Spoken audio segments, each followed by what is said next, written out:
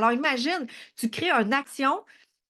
qui est dans le faire, qui fait ouais, je suis pas sûre si ça va marcher, je suis pas sûre si c'est correct, je suis pas sûre si c'est aligné. Puis là, tu es dans le doute de toi. Imagine, tu viens d'étouffer la vibration de cette action-là, puis il va avoir une petite répercussion très courte, en fait, pas dans un grand rayonnement, versus quand que tu laisses être toi, puis que tu fais ton action dans la certitude, dans je vis l'expérience, même si tu n'es pas certaine à 100% de si c'est le mot juste, si c'est la bonne action,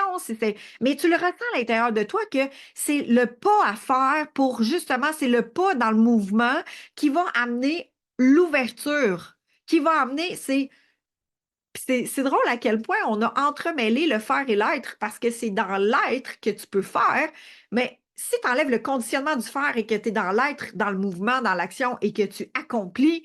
c'est je suis dans le mouvement, je fais un pas et je sais que ce pas-là m'ouvre à un prochain pas, m'ouvre au prochain pas, m'ouvre au prochain pas. Et ça rouvre et c'est dans le mouvement et c'est dans l'action. Et c'est là qu'est la force d'un leader qui est hypersensible ou hautement sensible en fait, qui ressent et qui perçoit, c'est tu le sais en dedans si c'est juste, tu le sais en dedans si c'est accompli, tu le sais en dedans si c'est nourrissant.